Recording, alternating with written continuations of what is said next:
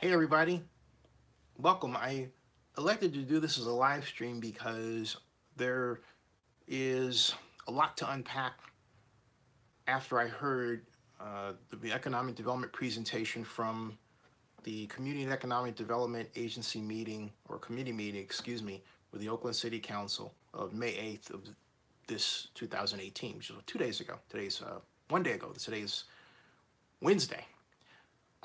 The presenter is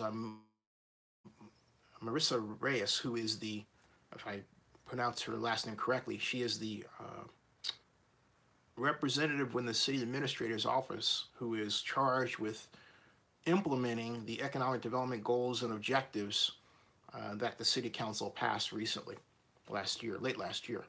Now, it, what I want to show you here, and what um, encouraged me to do this was, first of all, Andy Campbell Washington, our council member, friend who of District 4 at Oakland, said, if you care about the city, you'll pay more attention to each and every meeting, and um, you'll see it as I do, and the problems and all that. And this is I'm revealing part of a private argument she and I were having.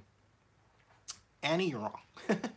uh, but in the spirit of taking her upon her, advice and doing just that, I watched the Community Economic Development Agency from my post 3 hours removed ahead of time, and I came away thinking we can't be serious about what I just heard. Um, for those of you who don't know my background, it's this: master's in city planning from the University of California at Berkeley. My concentration urban economic development. I graduated in 1987. My first job out of grad school was with the Oakland Redevelopment Agency as an intern, where I developed, among other things, something called the Area Redevelopment Economic Model, a spreadsheet-based computer model that could evaluate the fiscal and economic impact of any proposed redevelopment project in California. Very proud of that. The redevelopment agency then rehired me as a consultant, to which I worked on the Coliseum redevelopment survey area, which became later the Coliseum redevelopment area.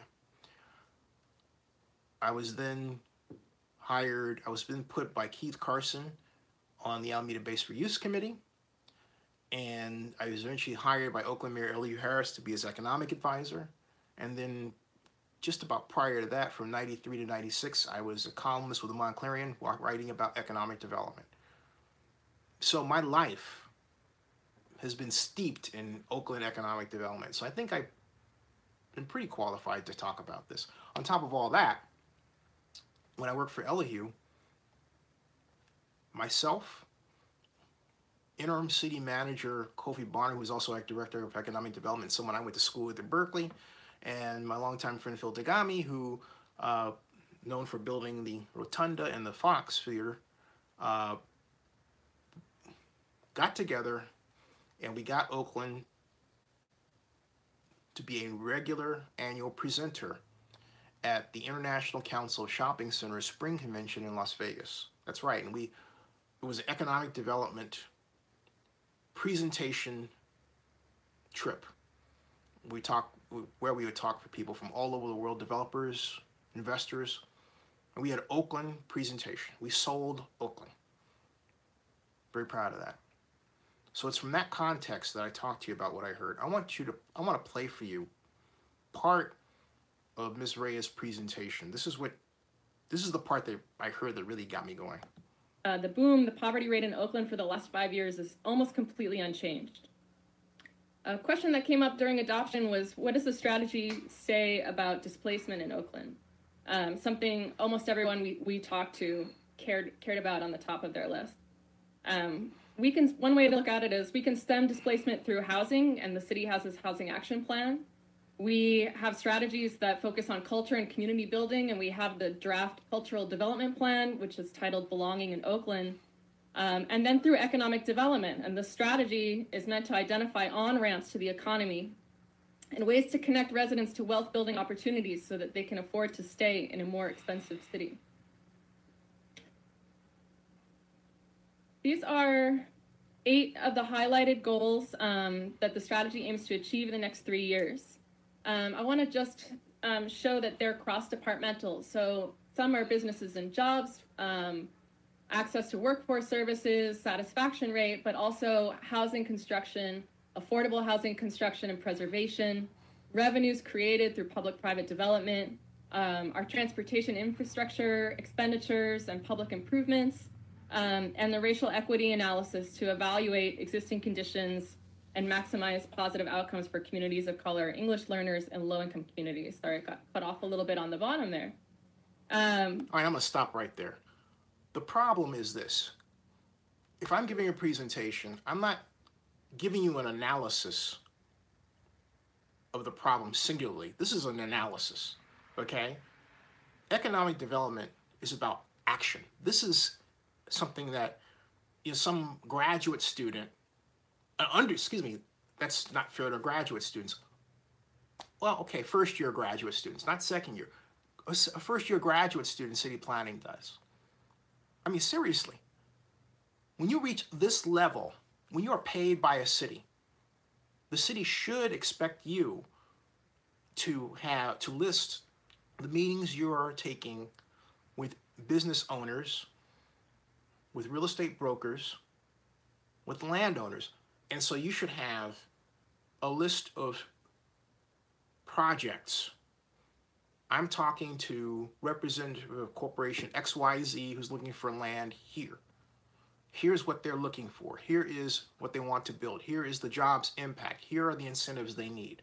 Here's where we are in that project. Each one of these project items should imply one thing: implementation. This says nothing about implementation. This is just goals and objectives. This is just analysis. Okay? That's all it is. That's all it is.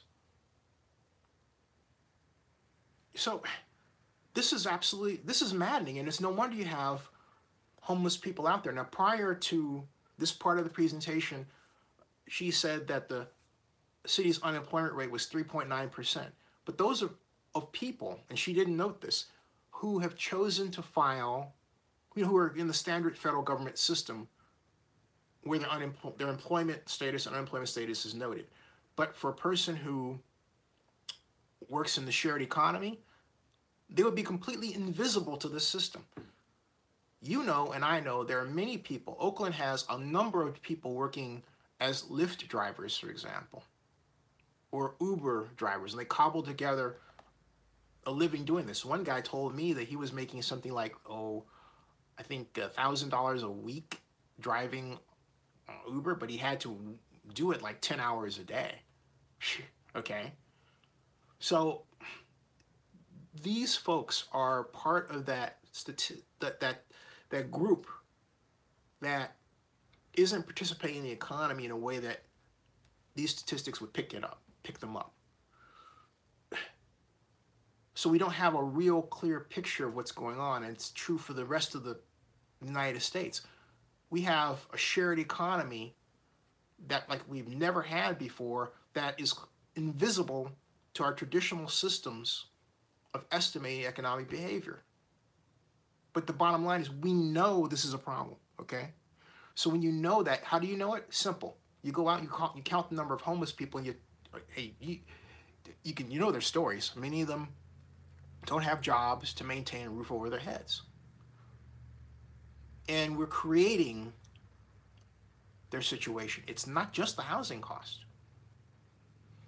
It's the lack of an ability to get jobs in anything other than tech. For example, a skilled job, welding, or trade job, or working in the MICE industry. You say, what is the MICE industry? That's meetings, incentives, entertainment, and conventions. Think about it. How big is Oakland's convention center, as we call it? It's about 150,000 square feet, maybe? That's not a convention center. I mean, seriously. It's a giant meeting room. All right? This problem has existed not just for a few years, but for decades. We've done nothing to address it. I mean, zero. Bupkis, folks. Bupkis. If I gave a presentation like this in my day, they would laugh at me because it would be an insult to the people in the audience that I worked with, bankers, real estate developers, HR representatives who knew that I was working with them on a regular basis, representatives of organizations like Sega GameWorks. I was trying to bring a Sega GameWorks to Oakland, which provides jobs right in the MICE industry I'm talking about. It didn't work out. Think about it. How many hotels do we have in Oakland? How many hotel rooms? Not much. Great. I'm glad you identified that, because what does it mean? It means we don't have jobs for people who work front desk, management, service in a restaurant, any retail that would be in the hotel, people who need to fix or maintain the building, people who would cater the events that are there, people to plan the events, people to go after the events, to bring them to Oakland, okay? All that's gone because we don't focus on building hotels in an area that's what? Known as a tourist area. Does that make any sense to you? Think about it. Of course it doesn't make any sense. Let's keep listening to, Without redevelopment funds in the city and the flexibility they gave us to invest, we have to rely much more on strategic coordination across departments for All right, let me stop right there. Redevelopment in Oakland got its money from one thing: tax increment financing. Folks, I knew the redevelopment code backward and forward from section 33000 to 33999 of the California Health and Safety Code. Every inch, okay? Tax increment financing in Oakland was at the center of it. What is tax increment financing? It's where you have a property, okay? You say, okay, this is going to be a redevelopment area. We take the base year, assessed value, and then each year grows calculatively. At Prop 13 says we can artificially increase this growth by a minimum of 2%. And we subtract that year from the base year, and that gets us our tax increment. We multiply that times 1%, that gives us our base tax increment revenue. And that goes into a bond issue that we float as a redevelopment agency, city council, and that bond issue can be used for everything from assisting code enforcement, or wage assistance in an area. Maybe the wages aren't high enough, so we say to the business, as long as you're in this building, we're going to give you wage assistance. The minute you move, we take it away. Sorry, okay? And you have to use it for that, or we're going to fine you, and there's a fine, right? I'm just giving you off the top of my head a program we can do to make sure that businesses are able to pay their workers a living wage without going under, all right? We don't do any of that sort of thing, okay? But redevelopment tax increment financing does that. Now, she says redevelopment doesn't exist. You heard her say that. Wrong. Section, I've told Libby this, I told Andy this, who's on the committee, okay? This is shameful. I told every council member about this, even if they wouldn't listen. Senate SB 628 Beal, signed into law September 14th, 2015 by Governor Brown, allows a city to establish what's called an investment zone, a reinvestment zone. I'm forgetting the exact name of it, but within that, tax increment financing can be used not just for infrastructure, okay, but also for the creation of affordable housing. But if you read the law, you can figure out what the law doesn't say you can't do, and do that as well, and engineer your economic development program. We don't do any of that, folks. Oakland used to be the innovator for economic development. We're not anymore. This is just make work. I mean, she might as well be a grad student at Berkeley. I was. I mean, let's listen to some more of this. Targeted housing, services, and street improvements, and the strategy helps us to do that. The majority of the targets reflect how well we do on basic city services, how well we've invested in infrastructure and picked up dumping, and how many housing units we built. And those are what we're calling our indicators of economic performance. Sorry. Ultimately, we want to know how we're doing as a city, and we want to build confidence in Oakland. That's part of our role in economic and workforce development. Whether it's a major business who moves here or a resident who decides to buy a home, we want a perception of Oakland as a safe and equitable place to build wealth. We think we can do that by showing where the city is investing and what we're accomplishing. So you have, with this report, attachment A, which is this Excel file tracking sheet with our 62 targets, the year they're to be delivered, and where the current baseline, or if we have it, a status update just from the first 4 months of this year is available. The report on the right is an example of what we're moving towards. So you get this tracking report 3 times a year. The first 2 will look pretty basic. The third is an annual report that says how well we did for the year, that we will then turn around and use as a piece of marketing collateral that we'll be sharing with stakeholders, that we share with investors, that goes into all of our communications so they know how the city is doing. This replaces, as was mentioned earlier, the quarterly tracking report to CED. That really highlighted the activities of our business development team. This is a more comprehensive take on all of the divisions in economic and workforce development, as well as related work from other departments. Just some highlights. I'm not going to go through all 62 targets, but just from the beginning of this year. Now you would hear, okay, targets, right? So you're thinking, oh, Zinni, she's got ya. She's talking about exactly what you're talking about, right? Listen.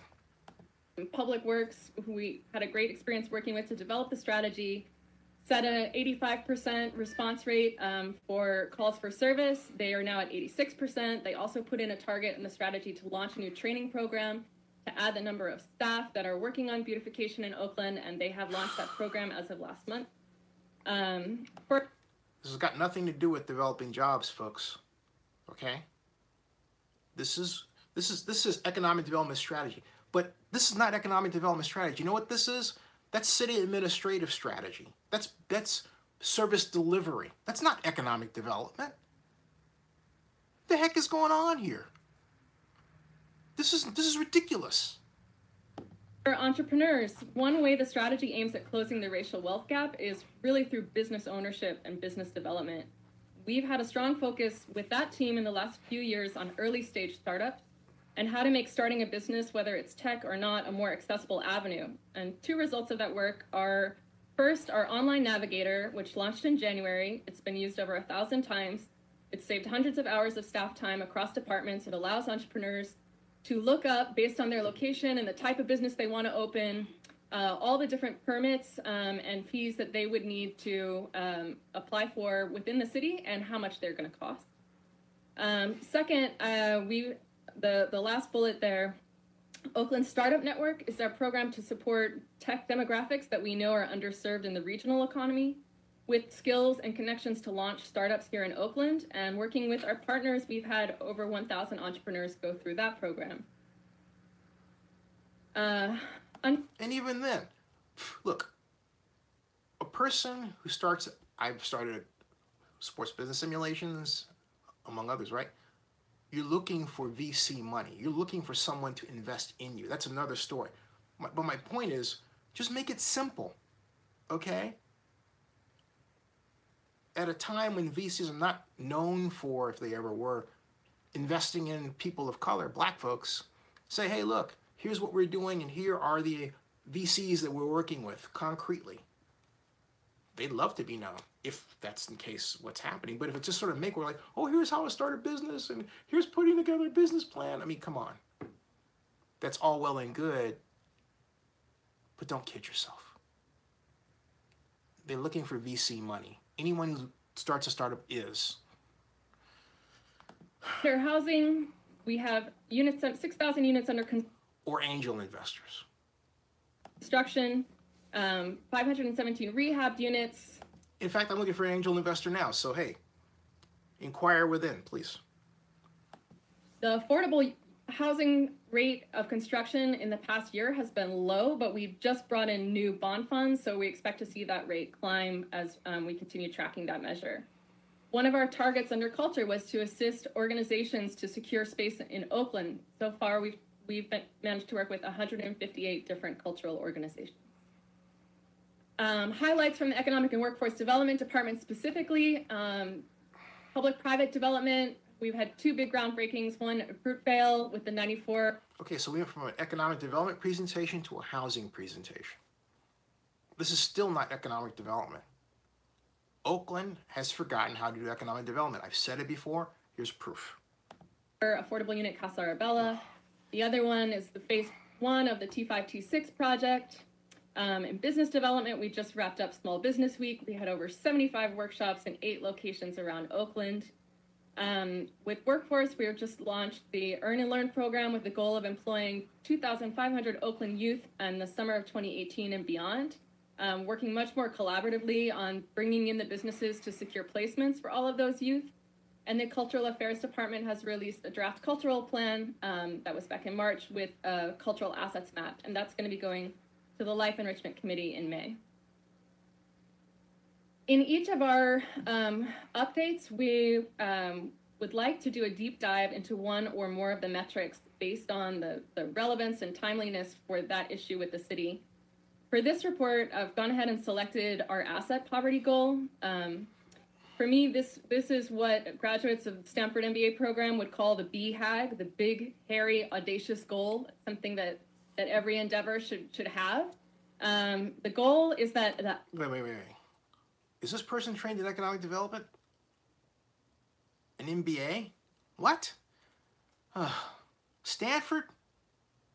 Hey, Cal's better. Come on. Asset poverty rate of African American and Latinx.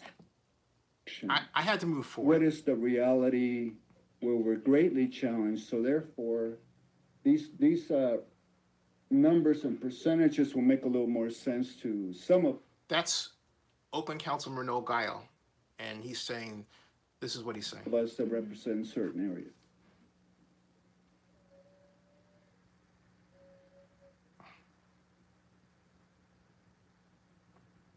I think we've already gotten to this, but this is just the last thing was whether there was questions from the council on questions on the overall traffic tracking effort and performance measures. You raised some good ones. And are there other items within that you would like to bring us back to focus on for future reports? Yes, Councilmember Gibson McElhaney. I don't know how many public speakers we have on this, but first I want to just say through the chair to the administration, thank you. This is the first time in 6 years, and we've been really focused in. Thank you. We spent a lot of time with you and staff trying to understand how we could visually represent this so that we could get at many of the questions. And so I really feel that we've made significant progress in us understanding the data. And Lynette, are you freaking kidding me? She's Lynette Gibson McElhaney's Oakland District 3 council member. This is a joke, Lynette. This is a complete joke. You signed on to this?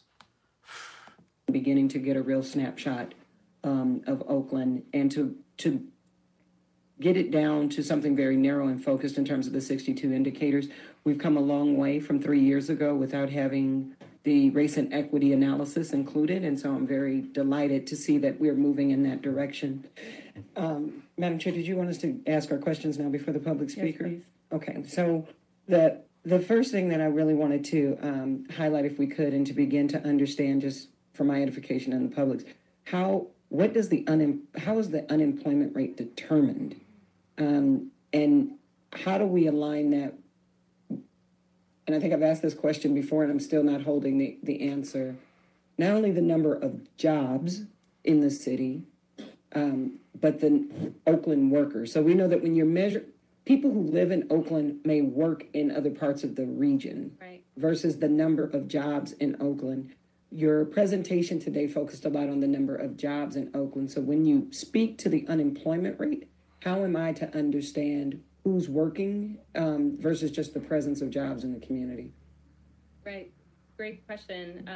And you're correct. I think maybe 25% of Oakland residents also work in Oakland. Everybody else is working outside of the city. And likewise, when we create jobs here, there's a good chance the job is going to go to somebody outside of Oakland. So the unemployment rate or the employment. And the reason why that happens is because that Hire Oakland First program we used to have, we don't bother to make sure it's being implemented anymore. Oh boy. Rate reflects people who are either actively working, even if that's part-time, or looking for work. And then the employment number in Oakland is slightly over 200,000. So a slight majority of the overall population of Oakland is actually measured under Come on, say it. engaged in working. So that would be determining workers by where they live, not where they work. So- Oaklanders who are employed. Who are employed. That's what the unemployment rate reflects. Oaklanders who are unemployed. Okay, and so for us, in terms of your work, No, it's Oaklanders who have chosen to declare themselves as unemployed. If you don't declare yourself as unemployed, you're dropped from the system. The system is like, we don't see you. So the system only looks at those people who declare themselves unemployed to get unemployment insurance, versus those who are employed.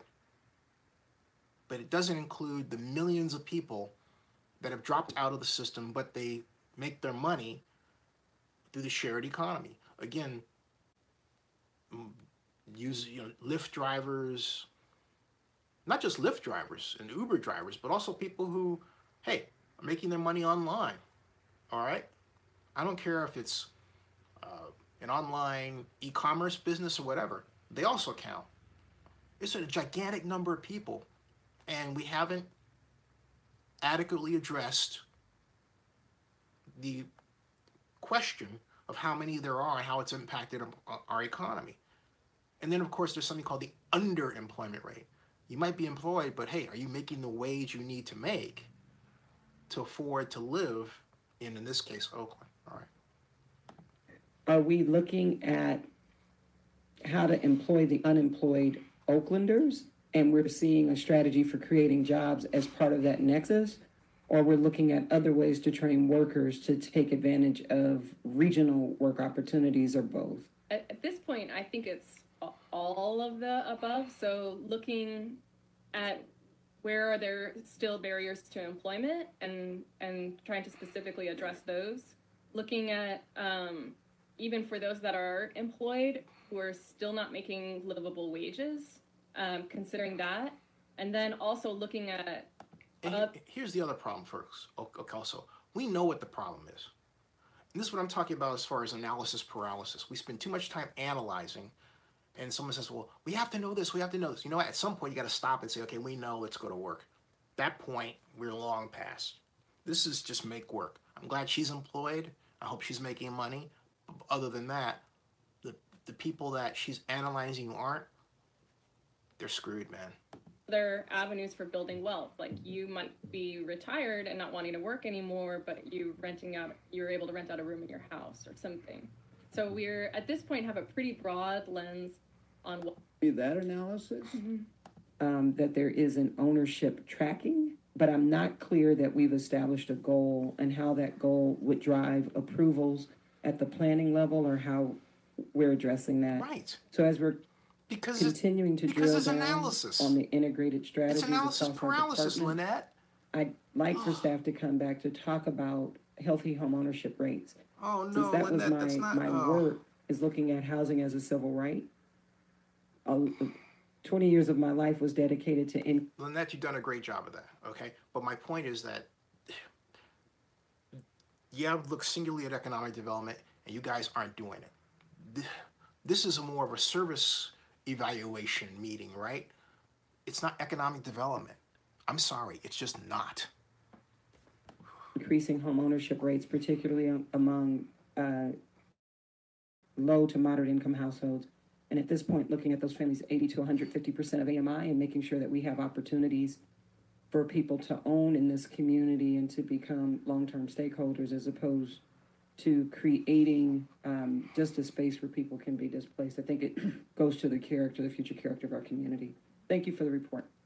Thank you. Councilmember Gallo. Thank you, and I'll be very specific based on the report you submitted to us. So on page 2, you make reference on the very first top paragraph. It says, since adoption of your strategy, the Economic and Workforce Development Race and Equity staff team has formed and has begun scoping its analysis with leadership, facilitation, and ongoing training from the city's Department of Race and Equity. What I want to know, what communities are you referring to that they're scoping and doing their analysis? And secondly, what is the business involvement that they're including in their analysis of race and equity and all that other stuff we talk about on a daily basis? So if you can give me that analysis, because certainly I want to make sure that East Oakland is being included specifically when it comes to international from the San Leandro border all the way up to Lake Merritt. So then the other one, if we move down, when you talk about analysis and policy alternatives, monitoring progress, you make reference here, number 1, Oakland Public Works. Oakland Public Works response rate of meeting at least 85% of cleanups calls for service within 3 days. I want to know what area we're talking about. Here's why it's a joke. A person on live stream says, why is this a joke? Because this presentation was supposed to be about economic development, basically, which is this. What am I doing to create job opportunities for those people who don't have them, okay? Instead, this presentation was really more about what city services are or are not being rendered. In other words, it was more a referendum on city administration and civic operation, not economic development. But we've let our economic development program post redevelopment go to pot. This is an example of it. And what I'm saying is we've forgotten, and this is an example of it, how to do economic development.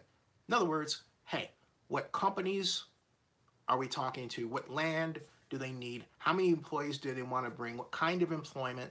What kind of incentive program are we fashioning? Where are they located in the city?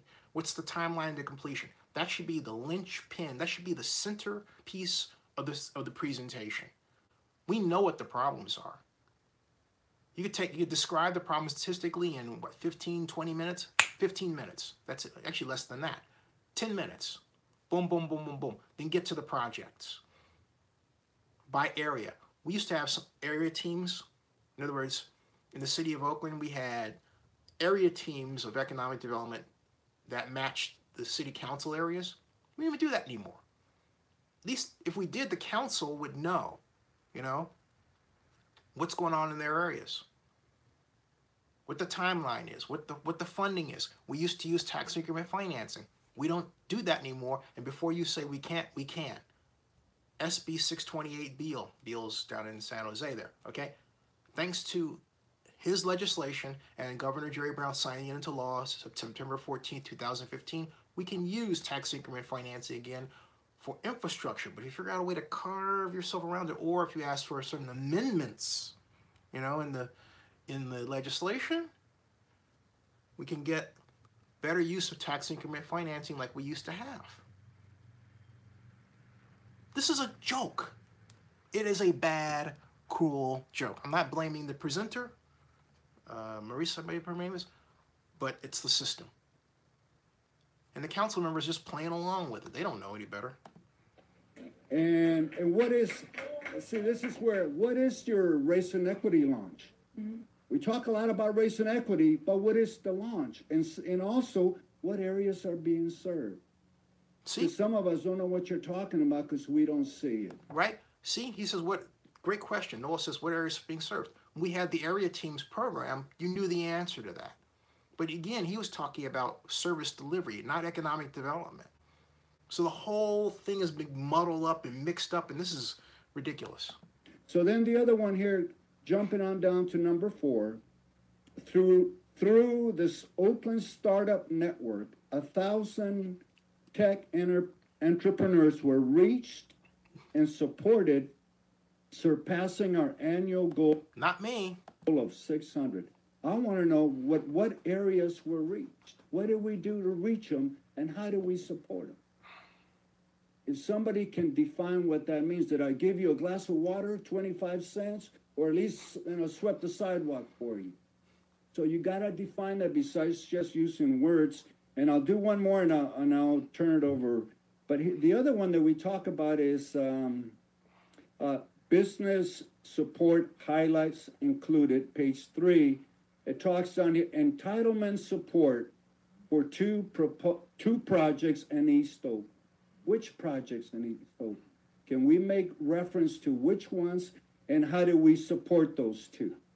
And to what level? And the very last one on page 3, down, a popular one of ours is called, down where it says workforce launched. You get the idea, all right? This is bad.